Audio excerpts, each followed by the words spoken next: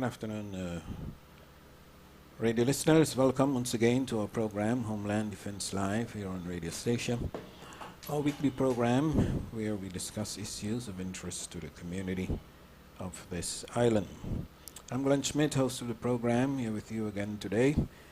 And we want to extend a welcome to all our listeners locally in the region surrounding islands, and also those following us further away on the World Wide Web. Today I have in the studio with me a guest, no stranger to the island of Statia, but someone who we probably don't hear from as often as we should, being a political leader on this island, Mr. Reginald Zandam, who is still, I guess, the leader of the United People's Coalition is the name of your group. Mr. Zandam, welcome. Well, thank you for having me, Glenn. And yes, I'm still the leader of the United People's Coalition. And the other point that you put forward pertaining to you're not hearing enough, we will make changes in that direction. Okay. All right. Good to hear that. Well, so today we're going to discuss with Mr. Zamdam mainly the issue of the return to democracy here in Statia and Mr. Knopf's plans for that as he put forward this week. But as usual, before we go into that, I want to extend some condolences to the family and friends of Mr. Herbert Brown, who was laid to rest this past week. So we want to wish his family members, friends. I also understand there's a death in the Hook family. We didn't confirm that, but we want to wish all who are suffering loss of loved ones much strength in this time of their loss.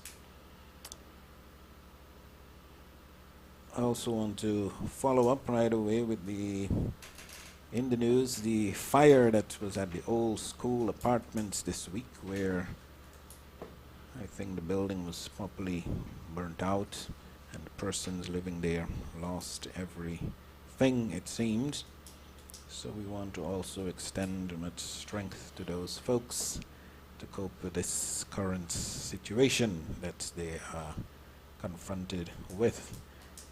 The building, although it seemed to be was a very intense fire, the building seemed to be still standing. Don't know how much of it's on the inside, if it can be rescued, or maybe it will eventually have to be torn down. I think the building is managed by the Statia Monuments Foundation, so I guess they are the folks who will know what best to do with it. Okay. Well, it's Sunday, September 29th, and as I mentioned, we are going to focus on Mr. Knopf's plans for return to democracy in Statia. And after that, we're going to touch on one or two other issues. So, Mr. Zandam, there was a town hall meeting this past week. I don't know if you were able to attend that.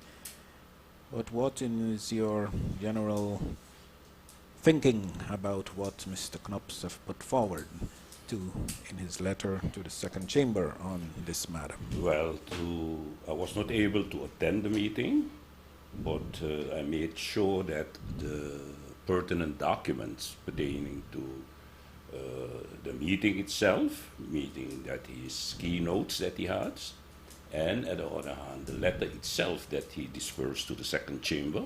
So based upon that, I upped to par pertaining to his plans.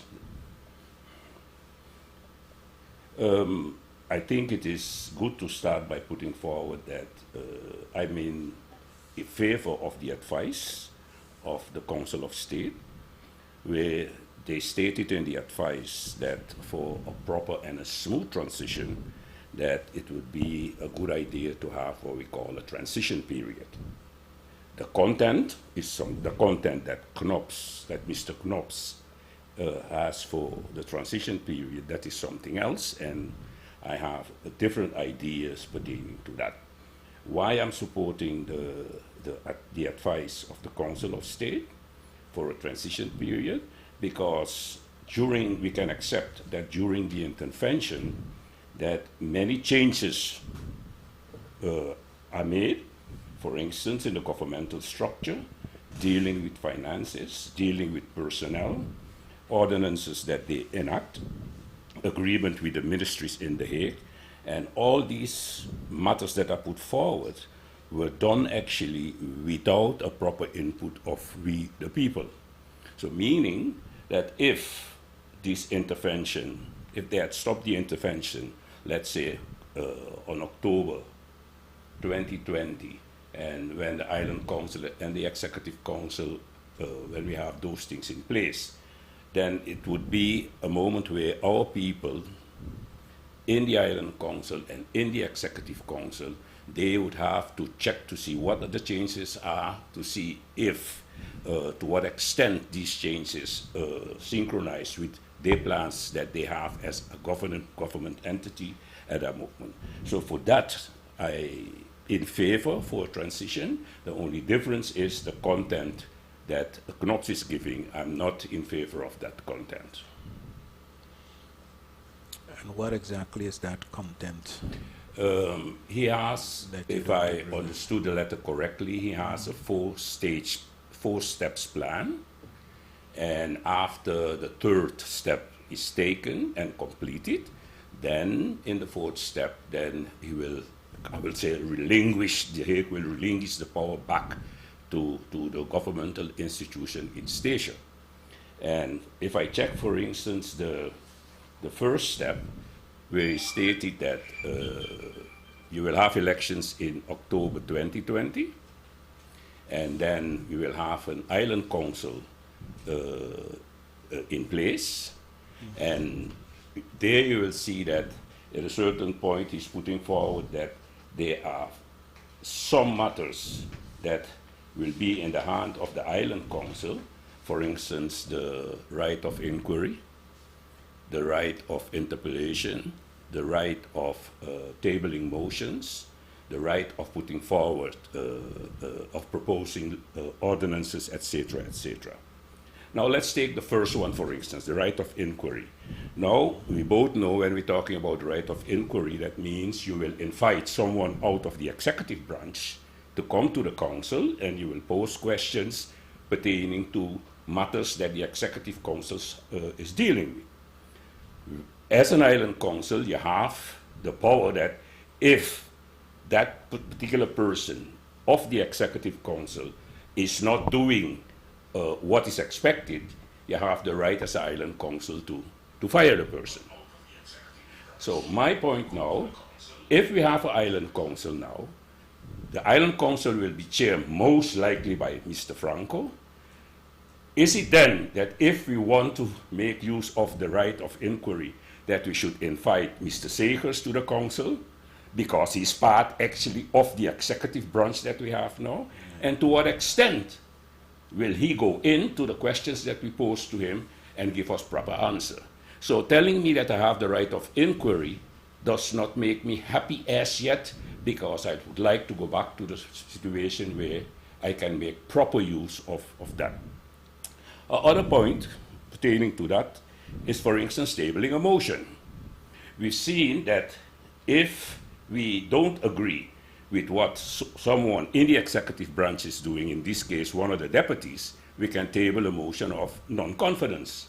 My question is, if we invite Mr. Segers and he comes to the council and the answers that he's giving us is not to our liking or not to our understanding, if we table a motion of can we table a motion of non-confidence against Mr. Segers? See, these are the things that I believe that we need more information. Because when I check the first step alone, there are a lot of questions that are popping up that need clarity and transparency to see where the accountability is and to what extent that particular island council have the authority to do as it put forward with the authorities that are given to them. Well, I think it's clear from the letter, and I haven't seen the complete letter, haven't read it complete, But it's clear his intention is that the current commissioners, or governor, or whatever their positions are, government commissioner, I think that's the title, and the acting government commissioner, that they will not be under the, let's say, authority of the island council, so that you will not be able to dismiss them.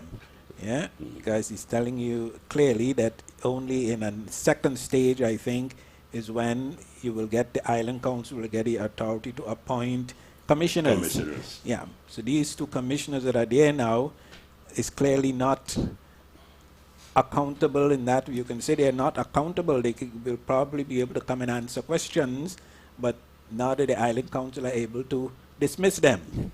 Yeah, I think that's No, clear I'm not from pointing, I'm making that remark pertaining to dismissing a commissioner. For me, at that stage, would be more important that having them answering questions, because if you check the last 18 months, the information coming from that office is not the information that we can deem and place it under the denominator of transparency and accountability. And I find if we have, after the election of 2020 and we have an island council, I know that these people that will sitting in the council will not dress to go and sit down there and watch Franco. They will like to pose questions so that the public can get information pertaining to what these two are doing. Yes, of course. I'm sure they're going to show up to answer your question. They have to play along, play with the game. Yeah, but the question is, accountability means being able to do something about the problem. Yeah. Yeah? And from what we're hearing now, clearly the island council, what we are going to elect now, will not have that authority to, let's say, discipline a commissioner. That's correct. In whatever way.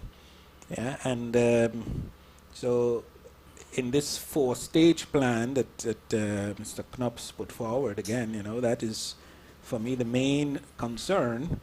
Yeah, because he mentioned 4 stages: first commissioners, and then they're going to appoint a governor, and then after that, so you don't even first have island council, island council, then deputies, commissioners, and then in the third stage, the governor, and the budgetrech in the third stage too. Yeah, and then finally all the other authorities. But in his plan, he gives no indication how long this total triac is going to take. Okay, that is one of the other things too. When you go through the letter, you will notice that you have a lot of open-ended indicators. And I find if you're going to institute a transition period, then 2 things must be clear. Either you tie it to a time frame, or you're going to set clear indicators so that we, the public, can follow the process. And if I check, for instance, if after in the letter when under the part where I think the chapter is geleidelijke terugkeer, something like that, it stated that one of the indicators can be. I don't want to hear one of the indicators, because then I have the feeling that while the game is on, you want to make rules. I would like to have the rules before the game starts. Yeah, so indeed, as you say, this thing is very open-ended. Yeah, so the risk is, the thought can be, it can run into the next governing period. I mean, can this thing take 3 years, 4 years, 5 years, until Mr. Knops or his successor, whoever decided it's opportune for them to change whatever has to be changed? I think this is not, it's not a good thing. Yeah, if this is returning to democracy, democracy means to re-establish the complete control of the island council as soon as possible. And at least between October 2020 and the next regularly due election is like 2.5 years. Yeah, why couldn't he make a plan and say by the next regular election all of this should be done? At least, like you say, give some clear indication to the people, the time frame, instead of this open-ended situation, and we have absolutely nothing to hold on to. Look, I can, to when it comes to the point of a time frame, I will go along that it might be difficult to set a time frame based on the objectives that you want to achieve. But then, when you set the objectives that you want, you should put the indicators for us as a people to be able to follow the process. So that when you decide that we cannot go to step number 2, that we can double check ourselves to Administration, I guess, has improved. As they say, he gave a story that so much has improved. You know, civil service has improved, finance has improved. You know, so what else could there be in terms of new criteria? Okay, naming what you name them, for instance, finance, personnel, etc. The problem that I have with the process is we as a people, we don't have an indication what the set goals are. So we can say it is improved, but is it improved enough to the set standard at the that they had at the beginning? We cannot double check that. Yeah. And then again, you know, once you can set certain things in motion now, but once you have a new elected island council, yeah, that island council comes, so eventually when we get back to the normal situation, it comes with, let's say, full authority. Yes. To govern the country, to make decisions, to make new law, to change law, change regulations. Yeah. So a lot of things that the present administration might put in place, a future government could undo, for example. Yeah. So how is, you know, what they are trying to put in place now, you know, how is that going to guarantee, you know, that what they put in place is going to be of any long-term benefit?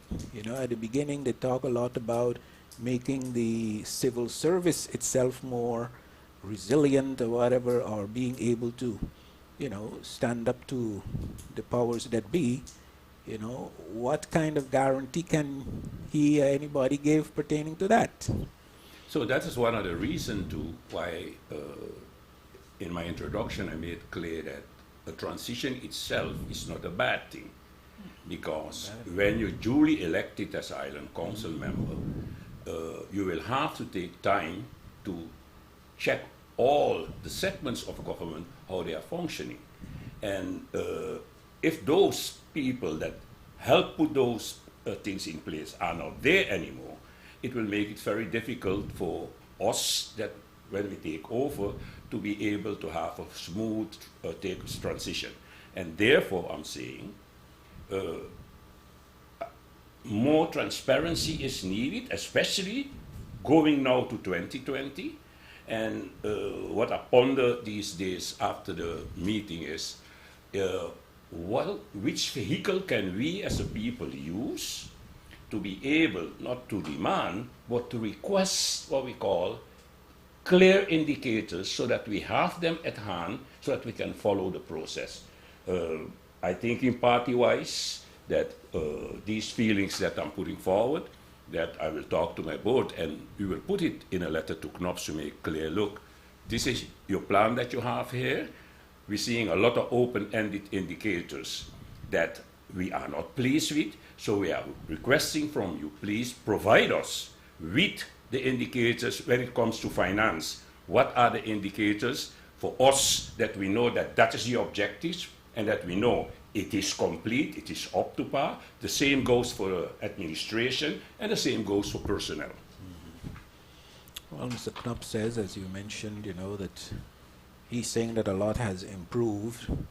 You know, I think it's also important to tell the folks, the public out there, what exactly has been improved. What exactly was the situation you found? Yeah, it's the same thing. Transparency is one of the things that actually they use as part of the intervention, that there was not enough accountability, there was no transparency. And what I find was so cute when he opened his statement, he made a statement that it is 18 months ago that he spoke to the people.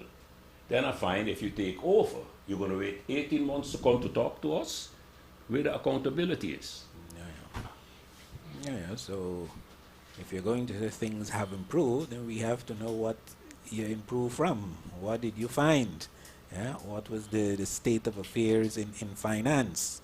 In the beginning, they talk about corruption and all this kind of thing. Well, they say they ain't find no corruption, but what exactly did you find that you had to improve? Proof. Yeah, so that we know where we've been and where we going to. So I think one of the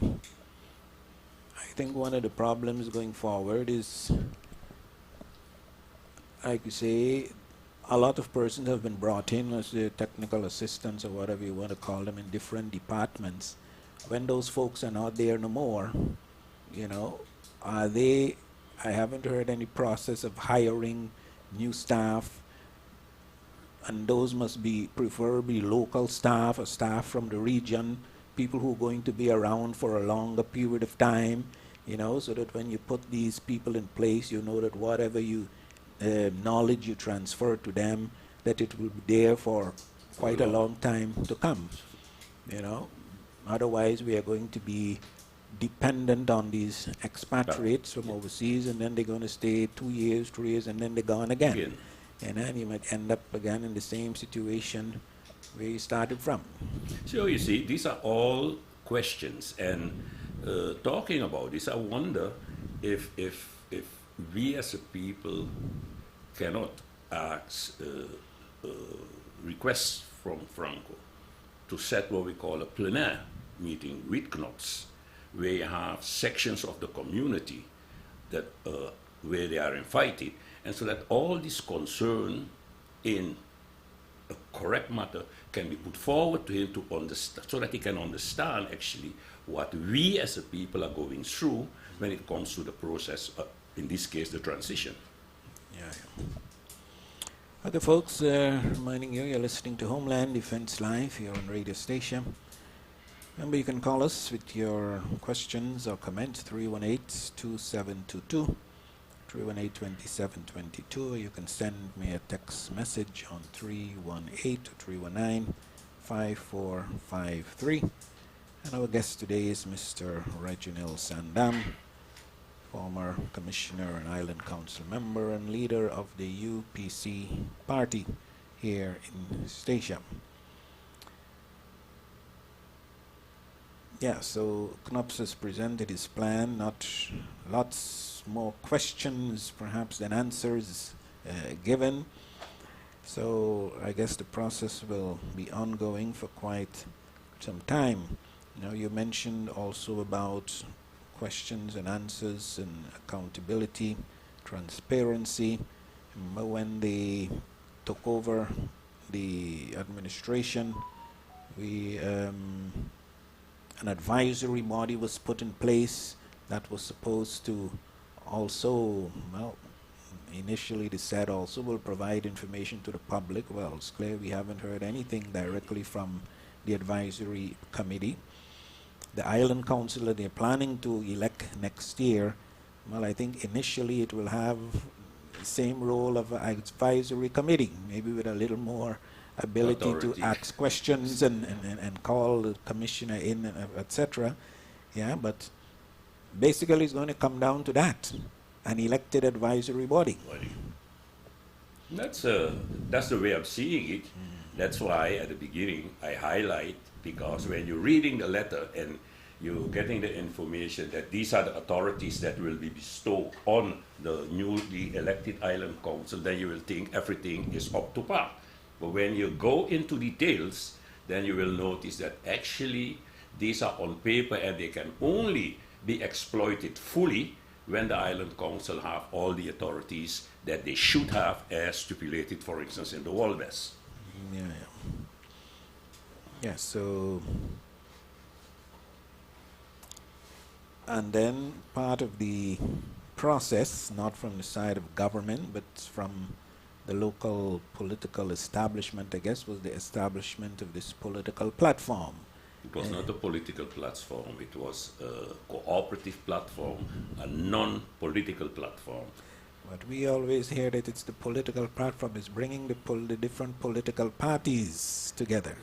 Yeah, members of the platform are politicians. But it is not a platform established with a political objective. Okay. The platform, as far as I can go back, what we've done is that we had several meetings with Mr. Franco, where we put forward the concerns of the public, because you among the people, I among the people, and people are talking about the situation. And based upon that, each time we ask for a meeting with him, we will have an overview of questions related to what the public would like to know. And to be honest, the majority of questions, he tried in his way to answer them, and he was also open and honest to say, look, when it comes to that, I have to get back to you all because I have to double check to see what the proper answer is. But once again, the cooperative platform was not a platform with a political objective. Okay, not political objective, but inhabited by politicians, right? Those are your words. Okay. You don't like the word inhabited. Okay, but where is the platform stands now? Because I am hearing from the Democratic side, party side, for example, that the platform is not achieving the objectives that it wants to achieve. Look, you got to understand, the platform is in existence still, but you have to understand that after a year or so, when you're constantly posing questions and you're looking for answers, and you do not get answers to your satisfaction, you will get a situation, and I think that is what the platform is going through, that everybody say, hey, let's take a pause, let's reflect on what we have done, the year gone by, so that we can know how to process to go forward. I think now that, for instance, the transition is upcoming, I think that will be, again, part of fueling the activity of the platform again.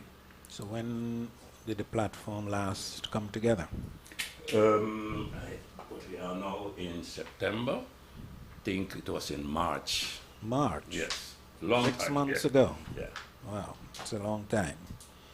No, because we know that the Democratic Party went to Holland. And one of the reasons given was, as I mentioned, I heard from Mr. Snake on his program that the platform is not achieving the objectives, they're not getting the information they want. So the Democratic Party decided to go to Holland and get the answers there themselves. So my question is, why didn't the platform go to Holland? Why just the Democratic Party? Was there a suggestion for the platform as a group to go to Holland? The objectives, once again, of the platform was to try to give the Kingdom Commissioner the feelings of the public. One of the rules that established in the platform is that, yes, as a political party, you are part of the platform, but outside of the platform, you are free to do as you feel pertaining to your political party. Microphone. To your political party. And that is, in this particular case, what the Democratic Party done. Of course, they had certain questions. We had certain questions too. And Franco couldn't give us those answers. And they have the finances, they have the contacts in Holland, and they make use, because as you know, they are affiliated with the CDA.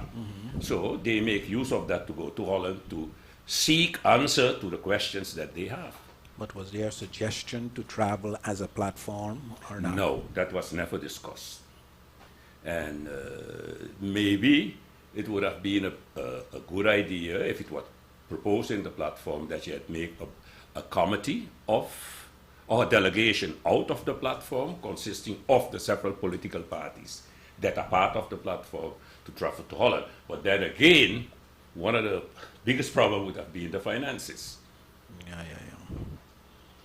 Okay, I'm just thinking, if the issue is seeking information, okay, you say that the agreement is that every party can do what they want on their own still, of course, because they are independent entities, you know, but traveling as a group, I think that would have given more And so more, more weight unity. and unity, yes, you know, and rather than it seeming like a pure political exercise. Let's see if we have a call there. Good afternoon, caller. Good afternoon, caller. Hello. Good afternoon, caller.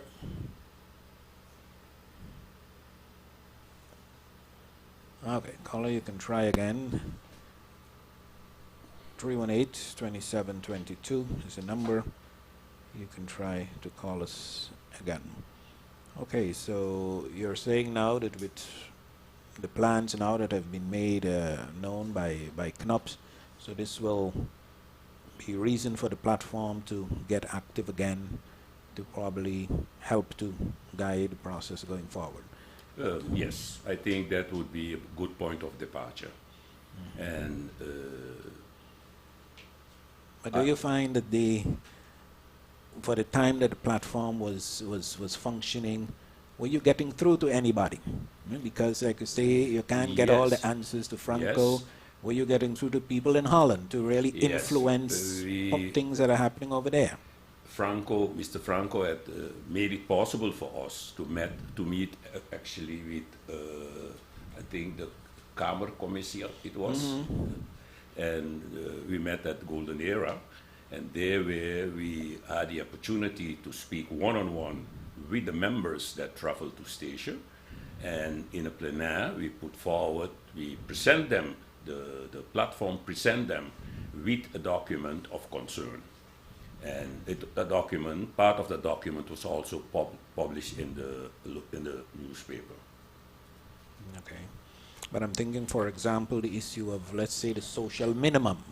Yes, yeah, where that's what I'm trying to tell you. Points in that document that we put forward to them was the social minimum, the democratic deficit, the accountability that we are missing on the island, and the transparency.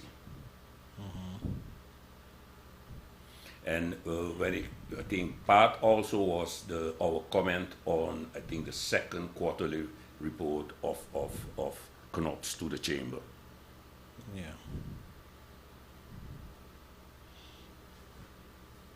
And on any one of these topics, would you say that the ideas of the platform were reflected in legislation? I think two factions in the second chamber posed question to when they invited CNOPS to the chamber pertaining to that particular document. So that was one way where we were satisfied that by presenting them with a document where we itemize our concern, that document was used in the second chamber by two factions to pose questions to the minister. So you still have confidence in the platform? Yes. Going forward? Yes. Yes. Okay. All right, so... Okay, so we have the plan now for CNOP's return to democracy. I guess right now the process is that he's going to prepare legislation to go to the second chamber. Yes. Yeah, and then the second chamber will basically have to approve his ideas. So that's why I think we should, before that process reach the second chamber, the possibility must be there that we have a plenary with CNOPS so that we can put forward our concern, and hopefully he can take some of those concerns as item in the amendment of the law that he will propose to the second chamber. Good afternoon, caller. Good afternoon, caller. Are you there?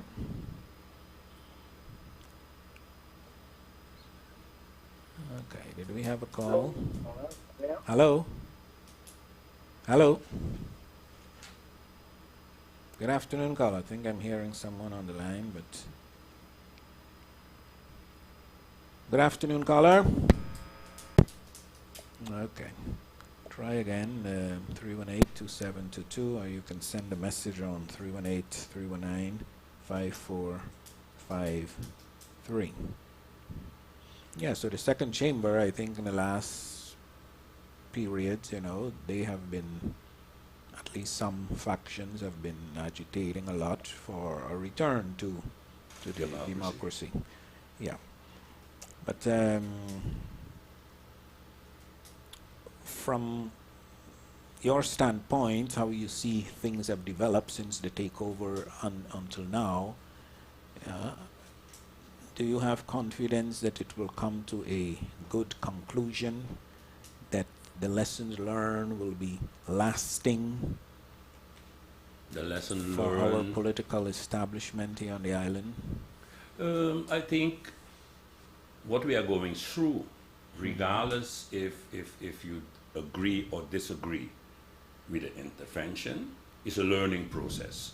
And I believe that after step 4, if that process stays as it is, that we will, at that time, I think, individual-wise and party-wise, that we will have enough knowledge that to go forward, that the changes that are made, to keep them and make sure that they are sustainable for a longer time. Because it makes no sense for us that when the time is there that we get full authority again as an island to govern ourselves, that within 2 or 3 years again, there are signs that the need for intervention is there. And I don't think we should make that mistake at all again.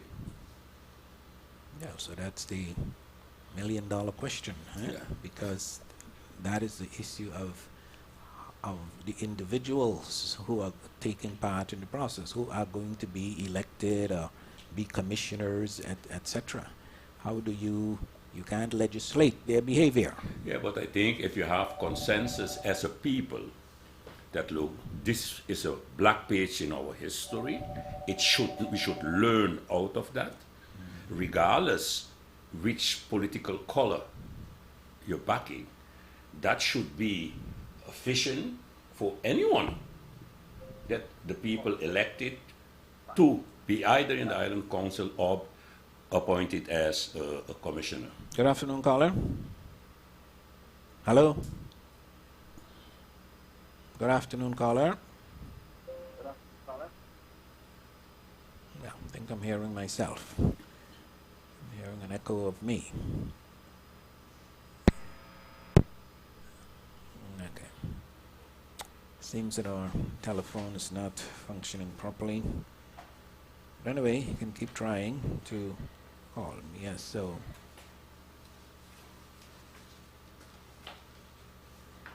yeah, so like I say, that's going to be the difficult part, you know. Well, you can say, yes, we all have to recognize, you know, there's a black page in our history. Yeah, and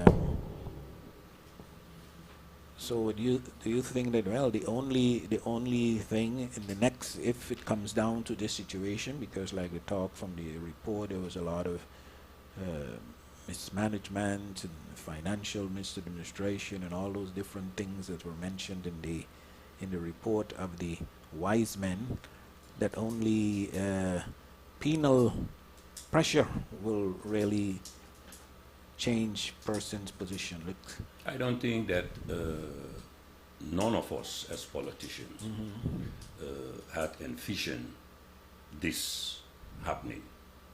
So that means that going forward, we should take that as a learning curve, but we should be smarter in dealing with our local situation. And I think that is the important lesson learned out of what we are going through now. so you feel that the general population or the political establishment, do you feel that we have learned, that we are learning from this? You say we should, but do you think that we are going to learn I from learned it? out of it, and Yeah.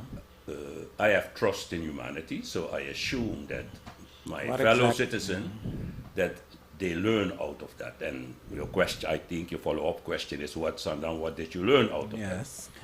that? I learned to be smarter in dealing with the Dutch. Learn to make sure that when you're going to take certain steps, to be sure to check what the consequences, short-term and long-term, will be. Thirdly, it is important that we should not only have a vision forward of where we want to go and then push towards it.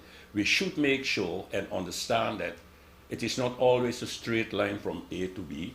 You will have to make certain intermediate steps to reach your goal. That is my part of the learning tree out of this process. Yeah. And furthermore, what is important, it is that anyone that takes the oath to work in the interest of the people should have country above self. Well, it's good. Governments the last years, and I think going forward, it wouldn't be, usually we have now coalition governments rule the day. Yeah, so you go into coalitions with other political parties, and their vision of the future, or their vision of how they have to run or govern, may be much different than yours. Yeah, but you have to understand, to Glenn, that dealing with coalition is something new for the politicking station. Mm-hmm. I think for the greater part, we had one party government. And if you check, the coalition actually came into mode, I think, with the election of 2011. And I think before that, I can't recall if we had any coalition before that in Statia. Well, sometimes. Once or twice, yeah.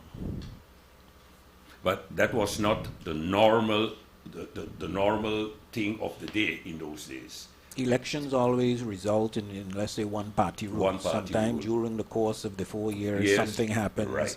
and it end up in a coalition. And in 2011 was the first time that We had a real we were confronted that a coalition had to be formed to be able to govern the island. out of the election.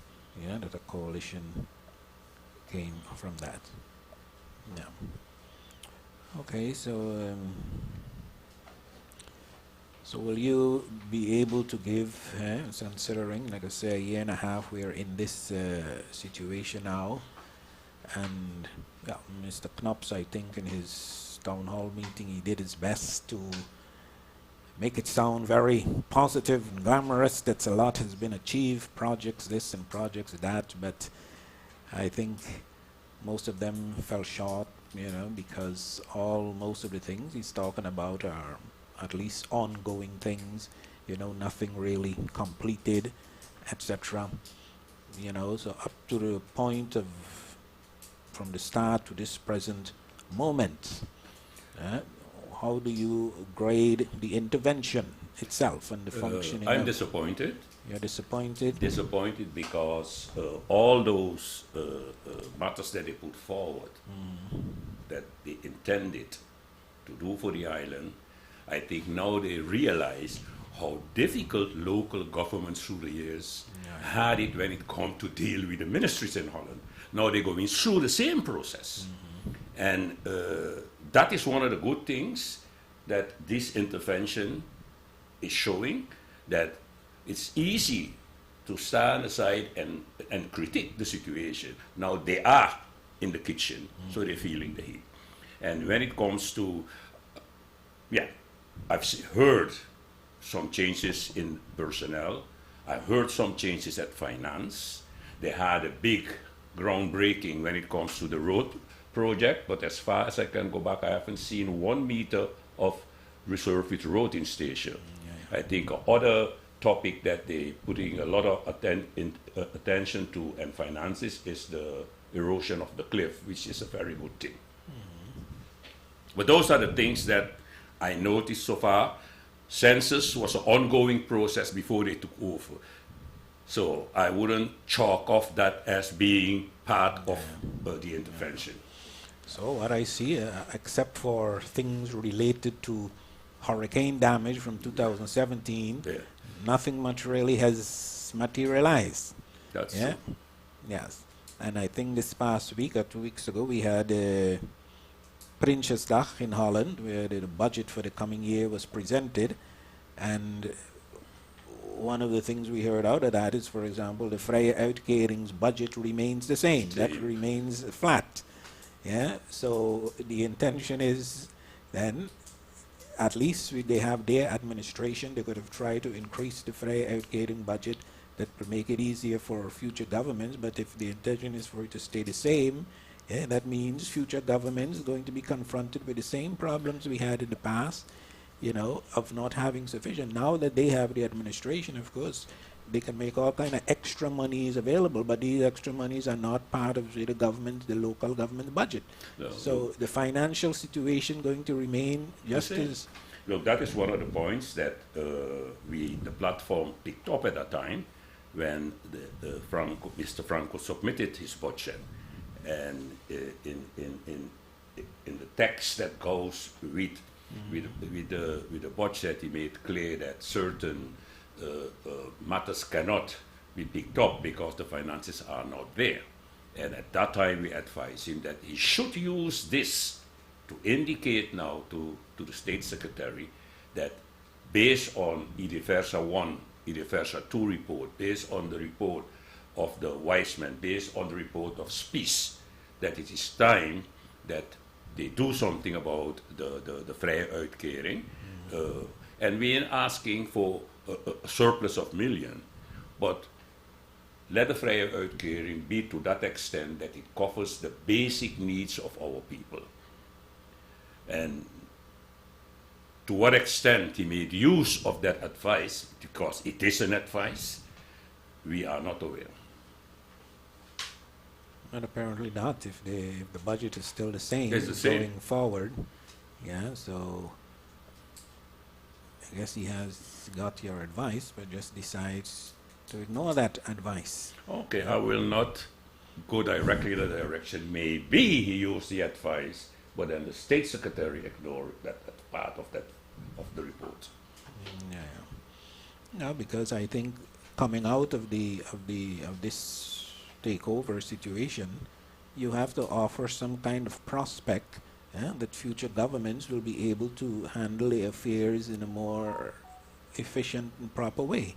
Not that you're going back to, you have a period now, well, yeah, a lot of things can happen because a lot of money, extra money is being made available, but then a future government has to go back to the same situation from before the transition and have all the issues and problems that it couldn't deal with, that is fall back in the same situation.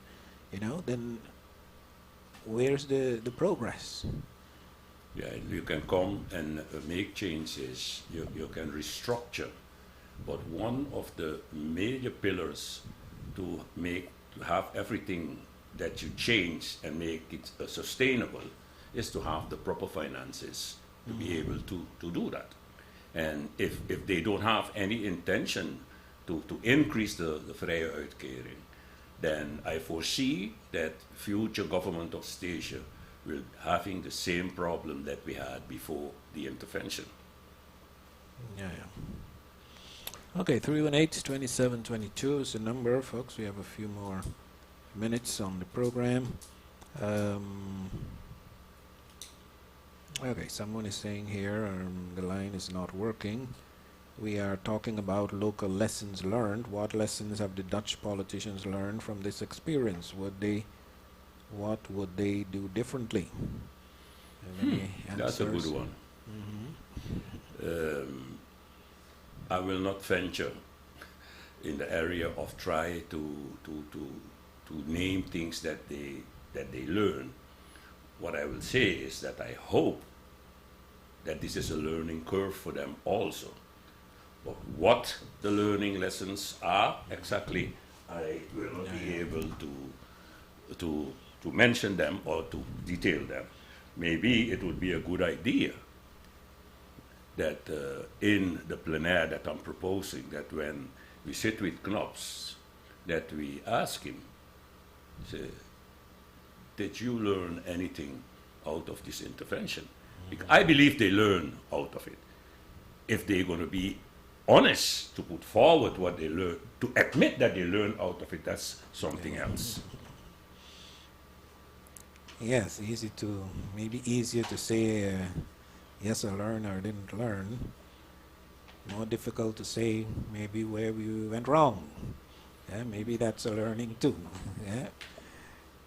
Okay. I Secondly, think the learning process starts there, yeah. for you to highlight and be honest with yourself, to indicate where you went wrong. And that's why I stated earlier, in the future, we have to be smarter when we are dealing with matters, and especially when we are dealing with the Hague. Yeah. Second question says, Mr. Schmidt and Mr. Zandam, are you both contesting the elections? Well, you have some time to think about that, but what is your answer? I know that my party will contest the election. And at the moment, I am walking the fence. So, meaning that I did not make up my mind as yet. Okay. Your party will, but not sure if Zandam will. That's correct, sir. Okay. Well, I'm going to take some time to think about it myself too. Okay. And thirdly, while it is good to ask for clarity on the indicators that will lead to a return to democracy, it seems to me that since we are still under a dictatorship, they are not obliged to take our perspective into consideration. Are we under a dictatorship? I'm not so sure about that one. And it is easy to say we are not posing the questions, we are not asking for indicators because we accept the fact that they ain't going to give us any answer. That is not my way of thinking. I will pose those questions and leave it up to them to decide if they're going to answer it yes or no, because that can be used then as reference in the future. Okay. All right. Of course, you're hearing of what's going on in St. Martin, fall of government, etc. over there. Are there lessons to learn for us from that situation in St. Martin and our quest for autonomy, etc.? Should that give us pause on that process? In one way, yes.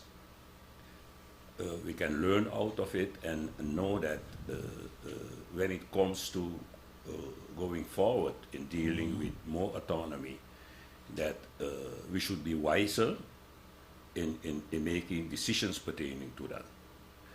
It is important to know that the fire of more autonomy, that as a politician you always have to keep it burning. It is not yours to decide at the moment, but make sure that it is open for the future to make a decision on that. Okay. All right. Anything else you would like to add, Mrs. Zandam, before we wrap up? Anything else that we missed? I would like to call upon political parties that this is the time that we should put country above self. And if any initiative is taken pertaining to dealing with the transition, that for one moment put your political color aside and attend the meeting or give your input so that we can have a unity going forward pertaining to this 4-step plan. Okay.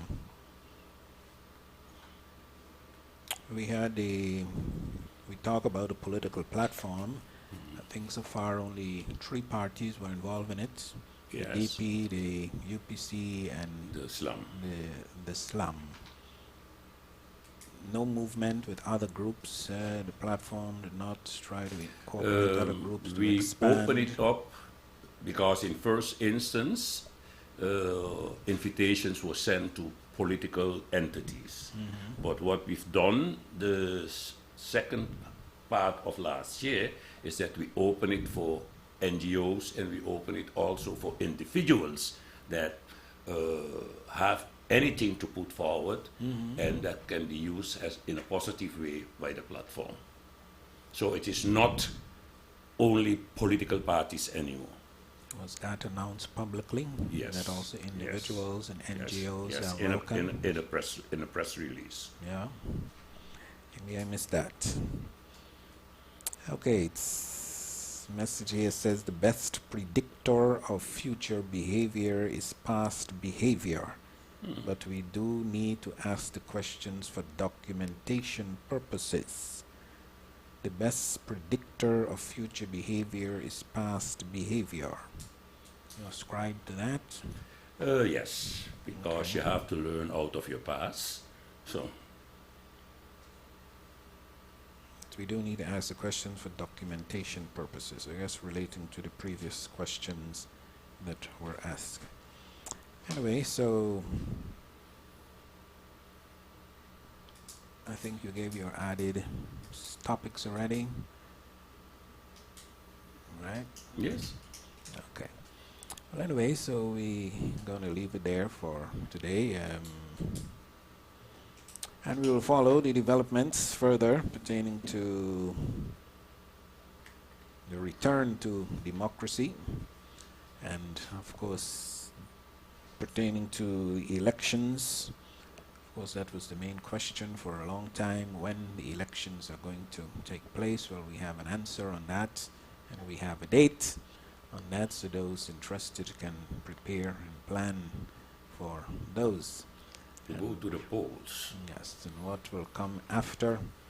Well, let's see other questions, you know, if political parties would take part in an election like this, where you will have no, basically you're electing an advisory body, as we said before, you know, whether parties will even be interested in taking part in that process. So that is question mark, and we'll follow up on that going forward. Anyway, thank you, Mrs. Zandam, for joining me on the program today, and we hopefully will hear from you sometime in the future again. Well, Ms. Glenn, thank you for having me, and I will work on your last remark. Okay. Thank you, and to our listeners out there, I want to thank you too for joining us on the program today. And we invite you to tune in again to next Sunday, God's willing, for another program, Homeland Defense Live. I'm Glenn Schmidt saying bye for now until next time.